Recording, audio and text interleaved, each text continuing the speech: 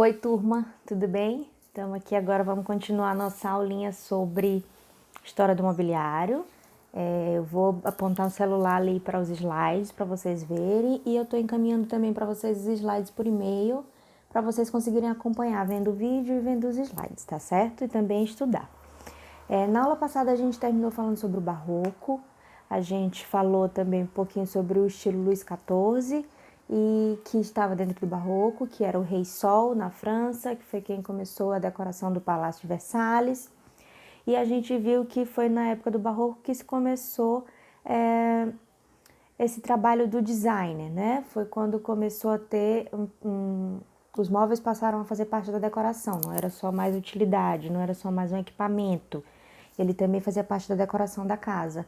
Então, isso começou daí e isso vai se aprofundando daqui para frente. Então, eu vou apontar aqui agora o celular para os slides para vocês ficarem acompanhando enquanto eu falo, tá bom? Vamos lá. Pronto, aqui tá dando para ver. E eu vou ficar apontando as coisas aqui, ó, com a setinha, tá? Com o cursorzinho. Quando precisar de alguma coisa mais, se não estiver dando para ver, eu aponto com o dedo. Mas vamos lá, vamos começar então aqui na história do mobiliário. Logo depois do barroco, a gente vem na França também com o rococó. Quem já deu história da arquitetura vai lembrar que esses estilos são muito parecidos e também são muito parecidos aqui no mobiliário. O rococó começa em Paris e, assim como já vinha começando a acontecer, a burguesia começa também a se preocupar com os móveis que vão ser implementados nas suas casas. Então, aqui no rococó isso se intensifica. Não é mais só a nobreza que vai fazer parte, que vai possuir móveis bons, móveis trabalhados, né? Como a gente tinha antigamente em Roma e tudo mais. Hoje aqui a burguesia também vai ter móveis trabalhados, móveis com uma informação de decoração e tudo mais. Aqui se intensifica também a preocupação com conforto e privacidade, principalmente o conforto a gente vai ver através dos estofados, dos assentos, das cadeiras, dos sofás. Todos os móveis de sentar, os móveis de deitar, os estofados são bastante altos, a gente vai ver quando a gente vê as imagens. A diferença entre o barroco e o rococó é que todos os dois queriam mostrar muita suntuosidade e são estilos que têm muitas curvas e volutas e tudo mais, mas aqui no rococó isso diminui um pouco a quantidade de curvas muito voluptuosas, como era no barroco, porque o barroco é um exagero, não é? Aqui no rococó eles não querem tanto exagero, eles querem a elegância. Então a gente ainda tem curvas, mas elas são todas em linhas mais leves e representando muito mais a elegância. Além disso, nessas formas curvas, as formas curvas são em madeira, aqui a madeira é muito forte ainda, e vão aparecer elementos de ferro e de bronze. O bronze vai ser muito difundido aqui nesse período, mas ele vai ser difundido não o móvel de bronze, mas a decoração do móvel em bronze. A gente vai ver que decorações e motivos da natureza, animais e plantas está muito presente aqui também, como vem sendo já, né? Vai sendo uma crescente, aqui está muito presente em ferro ou bronze dourado. Então, a gente vai ver o móvel normalmente de uma cor escura, porque eles utilizavam muitas madeiras exóticas, né? Exóticas porque não tinha tanta presença lá na França, né? Lá em Paris, que foi o berço do rococó, mas assim como em toda a Itália, então eles exportavam madeira.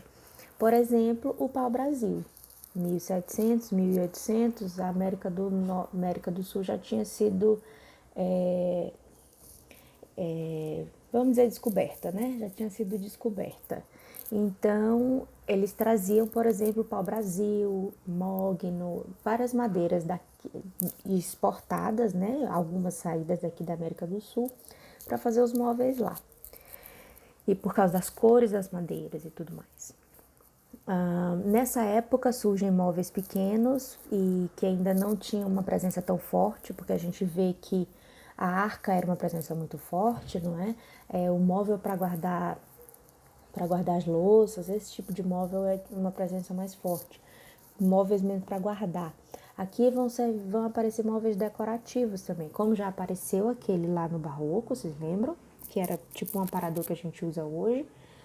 Mas aqui no Rococó vai aparecer móveis também, tipo pequenas cômodas, pequenas mesas de canto, mesinha de cabeceira, né, o criado mudo, secretária, que vai ter um nome em francês, que é esse nome que a gente vai usar, que chama bureau, vocês vão ver como é que escreve. É um móvel de escritório que era utilizado, mas não era ainda uma mesa de escrivaninha, a mesa de escrivaninha é diferente do bureau. Então, e é isso, vão aparecer então novos móveis porque vai se intensificar esse trabalho de decoração de dentro das casas, certo? Principalmente, claro, a gente fala principalmente em palácios, mas aqui as casas também já começam a ter essa informação de decoração. Sobre arquitetos, marceneiros e estofadores, a gente lembra que lá no Barroco tinha os ebanistas, não é? Que começaram a fazer trabalho em ébano, que já era o início de trazer uma madeira diferente, porque não é uma madeira presente lá. Então, aqui a gente vai ver também o trabalho dos arquitetos fazendo, ou designers fazendo o projeto dos móveis. A gente vai ver os marceneiros, que eram quem faziam os móveis, e a gente vai ver uma presença muito forte aqui nesse período dos estofadores. No período anterior, os ebanistas ficaram famosos, né, no Barroco. Aqui os estofadores vão ficar famosos, porque como a gente sabe, como eu já falei, o conforto era uma prioridade e como já era antes, o tecido mostra, o tipo de tecido que você usa, mostra a sua classe social.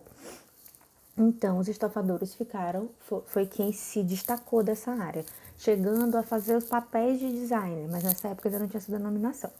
Mas ele chegava a fazer os papéis de designer, porque ele era contratado, ele contratava o marceneiro para fazer o móvel, ele pegava o projeto do arquiteto, ou ele contratava o arquiteto, ou ele mandava o marceneiro fazer o móvel e aí ele fazia o estofado. Então ele virou meio que o gerenciador desse design, desses móveis. Vamos começar a ver aqui alguns exemplos. O móvel principal dessa época é a cômoda, não é mais a arca, né? É a cômoda. E a gente vai ter aqui, a gente tinha no Barroco o Charles Boulle, como designer mais influente, e aqui a gente vai ter o Charles Cresson, que é o designer mais influente dessa época, e ele era discípulo do Charles Boulle. Aqui a gente vai ver, a gente vai poder ver aqui, principalmente nessa imagem aqui da esquerda, um trabalho de machetaria, esse trabalho na madeira, em que a gente vê vários formatos na madeira. A madeira aqui é lisa, não tem entalhes na madeira, mas tem esse trabalho de machetaria. Eles vão montando tipo mosaicos, mais ou menos isso, com a madeira. Todos normalmente com o mesmo tipo de madeira ou variando tipos de madeira. E aí a gente vê aqui, olha só, que é tudo detalhe em bronze. E esses detalhes em bronze, além de mostrar a suntuosidade e a riqueza, eles também serviam para esconder algumas coisas, para o móvel ficar mais delicado. Por exemplo, essa lateral tem uma porta. E esse detalhe aqui em bronze, esse detalhe aqui dourado, ele está escondendo o fechamento dessa porta. A gente não consegue ver aqui. Olha só aqui na imagem do lado. É exatamente no lugar do encaixe. Então, esses detalhes também serviam para deixar o móvel mais harmonioso e elegante. Aqui mais exemplos. Essa cômoda anterior é desse design do Charles Cresson. E essa cômoda aqui, esse outro, são mais exemplos de cômodas. A gente vai ver sempre esse trabalho na madeira, tá vendo? Esse trabalho de machetaria a gente vai ver muito presente. A gente vai ver as pedras, né, nos tampos em cima das cômodas e de vários móveis, a gente vai ver muita presença dessas pedras. E sempre a decoração em bronze ou em ferro, sempre pintados em dourado, que já está mostrando para mostrar uma suntuosidade, né? Mostrar quão rico você é. E aí a gente percebe aqui plantas, né? Detalhes em plantas e motivos da natureza. Esse aqui é um móvel que não é nem criado, mas ele fica grande nesse período, né? Que é o bureau, que é também chamado de secretária. Vocês podem usar qualquer um desses nomes. Bureau em francês é escritório, então ele é um móvel de escritório. A gente vai ver que ele tem esse fechamento redondo aqui, ó, e quando isso aqui sobe e aí aparece essas gavetinhas e esses compartimentos. Então é um móvel de organização de escritório, por isso que chama secretária. E aí a gente vai poder ver como o móvel era muito trabalhado ainda, já menos coisas do que no barroco, mas ainda assim muito trabalhado. Ainda existem bastante curvas e essas curvas estão querendo trazer uma elegância. Os pés dos móveis normalmente são ainda curvos, a gente vai perceber como eles todos fazem uma curva.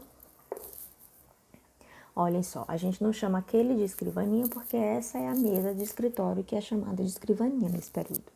É uma mesa que não tem aquela parte de cima, né? Ó, não tem essa parte aqui de cima com as gavetas, com esse compartimento com essas gavetas. É liso, é uma mesa comum com gavetas com chave e o mesmo tipo de decoração. Vocês podem ver como é fácil de reconhecer um móvel desse período. É sempre esse mesmo tipo de decoração. Olhem só, a machetaria na madeira e os detalhes em ferro bronze dourado. E as pernas curvas. Detalhe para os pés dos móveis, que são sempre também motivos da natureza. Como eu disse, nessa época apareceram móveis novos, né? Então, tanto móveis novos como essa mesa aqui, que é uma mesinha de canto, quanto outros tipos de elementos vão ganhar também uma informação de decoração, como o relógio. Esses dois móveis aqui são daquele designer que eu disse que é o designer mais famoso dessa época, o Charles Cresson. Dentro do barroco, a gente teve o estilo do rei Luís XIV. E aqui dentro do rococó, a gente vai ter o estilo do rei Luís XV. Então, quais são as características principais do estilo do rei Luís XV? A gente viu que no Luís XIV ele era o rei sol e ele queria mostrar que ele estava acima de tudo e todos, então era uma suntuosidade absurda, né? O Luís XV já ficou até mais famoso do que o Luís XIV. Ele queria uma elegância maior. E é bem semelhante ainda com os móveis do seu antecessor, mas já tem mais elegância, os estofados são bem altos, sempre com estampas, tá? Como a gente vai ver, tá vendo nessa cadeira. E essas são as características principais, as que estão sendo mostradas aqui. As pernas dos móveis sempre curvas, os pés dos móveis ou em volutas, como a gente está vendo aqui, ó, que é como a gente vê aqui nessa figura também, em volutas, ou em pés de animais, que a maioria das vezes era pés de leões, né? Ou aqui a gente também tem um pé de galinha em cima de uma bola. Esse aqui é um tipo de pé desse período muito comum. Esses dois são os mais comuns, o de galinha e o de voluta, mas também é muito presente o pé de leão e também é muito presente esse tipo de folhagem, como está aqui nessa imagem preta e branca, certo? E a gente vai apresentar, como já é comum do barroco, detalhes em bronze. Olha só, essa cadeira aqui é conhecida como cadeira estilo Luís XV. É uma cadeira de braço, o espaldar dela, né, o encosto é arredondado, já não é quadrado, é arredondado. É uma cadeira bem espaçosa, a gente vê todas as características. Pés curvos, o detalhe aqui, ó, nesses dois em voluta, os detalhes em bronze, existe decoração em bronze, os estofados com estampas, são estampas sempre de motivos da natureza e é uma cadeira de braço com estofado no braço também. Então essa é a cadeira Luís XV. Nesse período também se intensifica a produção desse tipo de sofá oval, um sofá para duas pessoas e ele meio que abraça os braços dele aqui, ó, meio que abraçam as pessoas, né? Ele é chamado de otomana. Esse tipo de sofá, ele é denominado nesse período como otomana e ele vai permanecer ainda também um pouquinho para frente. A gente vai ver mais ou menos os mesmos detalhes, olha só, pés curvos, pés curvos, estampas em motivos da natureza, finalização dos pés em volutas. Então, as características se repetem nos móveis e são muito presentes e não é difícil de identificar.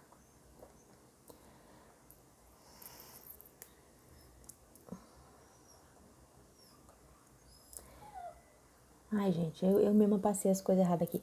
E esse aqui é um outro bureau, aquele primeiro bureau que a gente viu. Deixa eu voltar. Esse aqui é um bureau típico do rococó.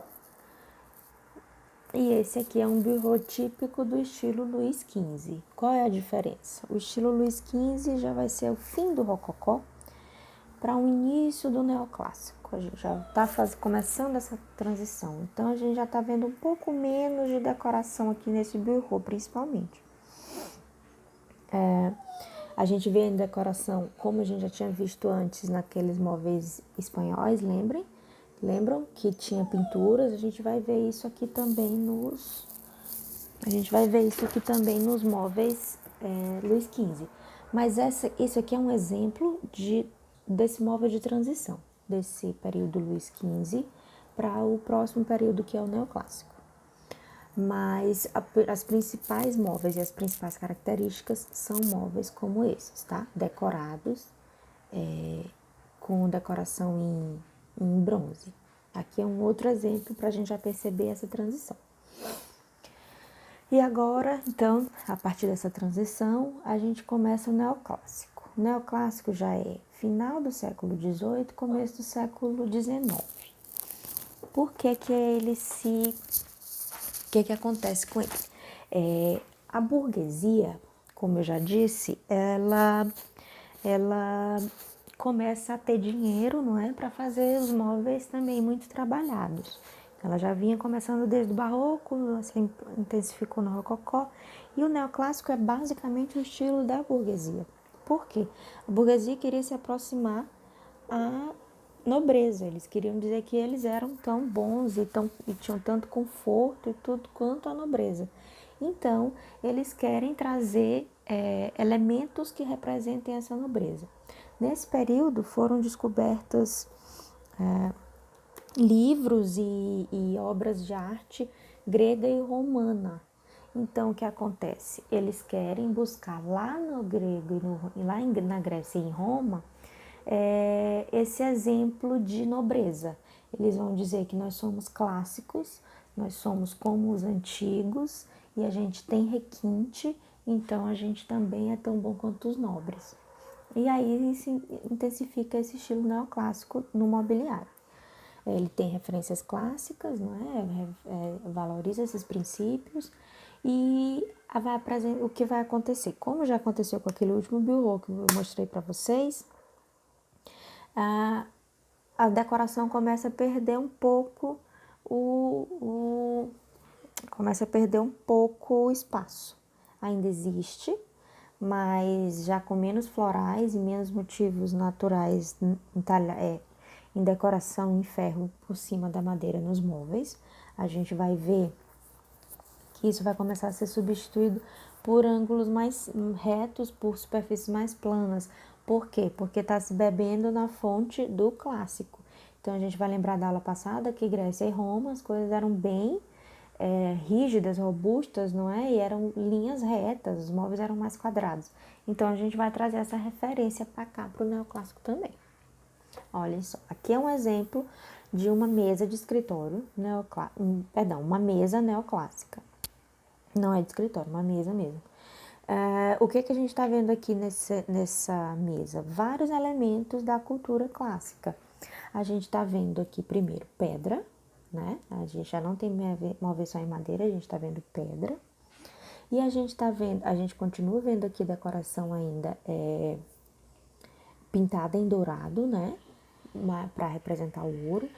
E a gente começa a ver, olha só, como se as pernas das mesas fossem pequenas colunas, inclusive com o capitel em cima com a decoração imitando das colunas. Aqui uma coluna jônica, né? E a gente vai ver vários elementos dessa cultura grega, olha, é como se aqui fosse uma cornija com o capitel da coluna e o pé da mesa fosse uma pequena coluna. Então, a gente vai trazer aquelas referências da arquitetura para cá, para os móveis. Aqui uma moldura de espelho neoclássica, de palácio, tá? Esses móveis que eu tô mostrando aqui para vocês agora são móveis de palácios. Apesar de que a burguesia também tinha esse tipo de móvel, muito semelhante. Porque era o que eles queriam, né? Mostrar que eles também podiam ter esse tipo de requinte no seu mobiliário. Que o mobiliário passa a ser decoração, desde o barroco.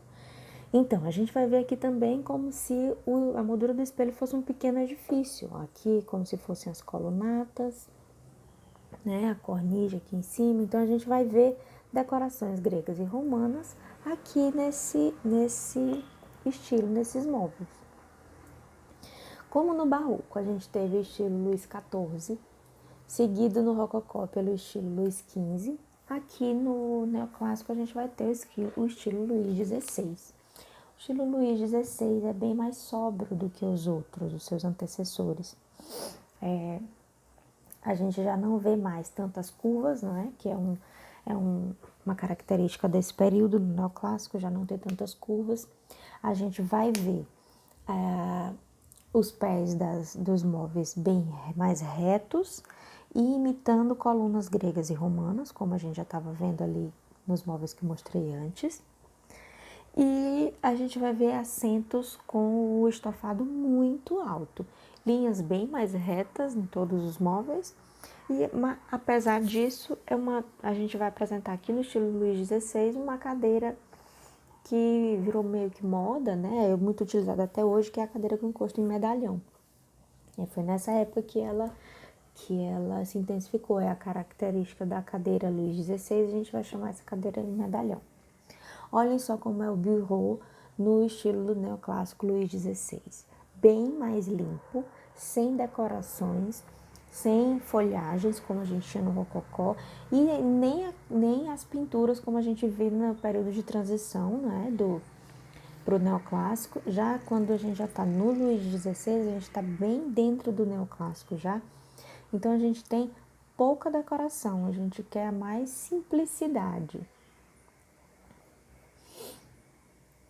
Apesar dos móveis em madeira terem muita simplicidade, as cadeiras ainda mostram o poder, né? Que a gente viu já desde a aula passada, que as cadeiras apresentavam o poder das pessoas, né? Então, a gente vai ver ainda elementos de decoração fortes nessas cadeiras. Como o estofado. Aqui a gente pode ver o estofado muito grande, bem alto, porque o conforto era uma coisa primordial. Mas apesar de haver ainda decoração, ela é bem mais simples do que no rococó e no barroco. A gente vai ver os pés das cadeiras aqui, olha só, como pequenas colunas. E essa cadeira aqui, essa poltrona, é a poltrona Bergère, que é uma poltrona característica desse período. Assim como a cadeira de medalhão que a gente vai ver mais pra frente, essa aqui é uma poltrona característica desse período. Se vocês precisarem dizer qual é a poltrona característica do período do Luís XVI, é essa aqui. E aqui a gente tem a cadeira com encosto em medalhão, que é conhecida como cadeira Luís XVI, até hoje. Ela pode ser com braço ou sem braço, e a gente vai ver aqui que os motivos naturais, mais uma vez, aparecem nas estampas dos móveis, porque é onde eles ficaram remanescentes ainda, né, nas estampas dos estofados. E a gente percebe novamente os pés das cadeiras com pequenas colunas, então a gente enxerga aqui elementos neoclássicos ainda nessa cadeira, mesmo ela tendo um encosto redondo. Olha só, aqui um sofá oval também, conhecido como otomana, já bem mais simples, mantendo a sua forma, mas é bem mais simples do que a gente tinha no período do rococó, mantendo ainda elementos da natureza e imagens nos estofados, mas já com elementos de decoração mais simples, linhas mais retas. Apesar de, não é reto, é curvo, mas são linhas mais simples, entendeu? E esse sofá é um móvel desse período, é um móvel criado nesse período. Ele é como se fosse uma chaise longue, né? Aqui, olha só, com mais uma poltrona, ou então uma poltrona, uma cadeira e um outro banco, que se juntam e formam uma pequena cama de solteiro. É um móvel típico desse período, chama do chaise brisée, tá? Um móvel típico desse período, criado nesse período, chama do chaise brisée. Aqui a gente tem a mesa de escritório desse período do Luís XVI, considerando ainda todas as características que a gente via antes, não é? No neoclássico, as pés com pequenas colunas, linhas bem mais retas, muito menos decoração. A gente começa a buscar uma simplicidade, apesar de que a burguesia queria apresentar que ela também podia ser tão boa quanto, os móveis podiam ser tão bons quanto na nobreza. Eles não, esse período não traz tanta decoração quanto nos anteriores. Eles não querem mostrar tanto esse tipo de coisa, eles querem mostrar na qualidade dos móveis, tá? Então a decoração é diminuída, mas os móveis mantêm a qualidade dos nobres. Então essa é a relação que a gente tem. E aqui, ó, para terminar esse período neoclássico, a gente vê a mesa de canto, né? A gente disse que os móveis começaram a ser, desde o rococó, né? Os novos móveis começaram a surgir. E aqui a gente tem a mesinha de canto, já bem menos decorada do que aquela última mesa de canto que a gente viu no rococó.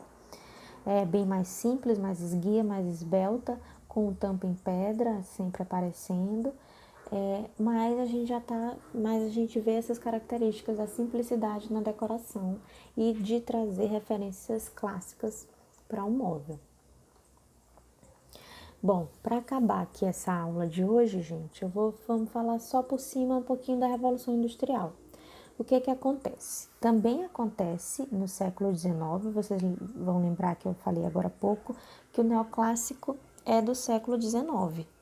Né? Fim do 18, começo do 19. E durante esse período estava acontecendo a Revolução Industrial, principalmente com mais força na Inglaterra. Então a gente vai ver que o mobiliário, os costumes começam a mudar. E apesar de que os burgueses queriam apresentar que eles tinham esse poder também, como os nobres, então eles trazem as referências clássicas no neoclássico, mas ao mesmo tempo que isso está acontecendo o crescimento da indústria, está acontecendo uma mudança cultural dentro da sociedade como ela era conhecida antes, e da sociedade como um todo, não só da sociedade inglesa, que foi o boom. O que vai acontecer então?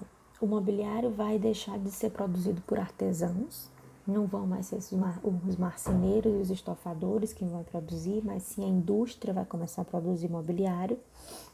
Novos materiais como o ferro e o aço tomam o lugar da madeira e da pedra, né? Exatamente por causa dessa possibilidade do manuseio na indústria e também do custo menor. Então, o ritmo produtivo de tudo vai mudar, né? O ritmo produtivo de todos os produtos que a sociedade utilizava vai mudar porque eles vão começar a ser produzidos em escala industrial, não mais artesanal. No artesanal, você tem um custo um pouco mais elevado e mais tempo para produzir um determinado móvel. Na escala industrial, você vai ter um custo um pouco menor, porque você vai conseguir produzir em escala, numa quantidade maior, um determinado móvel. Então, uma cadeira que antes era produzida em tempo X, agora ela vai ser produzida na metade de X, ou até menos. Então, isso vai mudar toda a dinâmica da sociedade, é uma mudança socioeconômica e cultural dentro da sociedade. E aí isso vai mudando também o tipo de relação que as pessoas têm com o mobiliário e o tipo de mobiliário que está sendo produzido, porque na indústria não se produzem mais cadeiras com aqueles estofados enormes e tanta decoração quanto estava sendo produzido pelos artesãos. Então, a gente vai acabar essa aula de hoje aqui dizendo isso. A gente vai acabar exatamente nessa transição. A gente acabou toda essa era de móveis mais artesanais, apesar de já ter sido o início, já tá começando a acontecer designers, né, que ainda não tinha esse nome, mas já começa a existir designers. de móveis e projetos específicos para cada ambiente. O móvel já começa a ser decorativo, mas a partir de agora a gente vai ter móveis produzidos em escala industrial. Então, é uma nova era, vamos dizer assim, né, da história da história da humanidade, da sociedade e também da história do mobiliário. Então, a partir daqui a gente vai deixar para a próxima aula, tá bom? Bom, então eu vou aqui me despedir de vocês. Eu espero que vocês tenham gostado da aula, que tenham conseguido entender. E até a próxima aula, tá bom? Beijinho, gente. Tchau, tchau.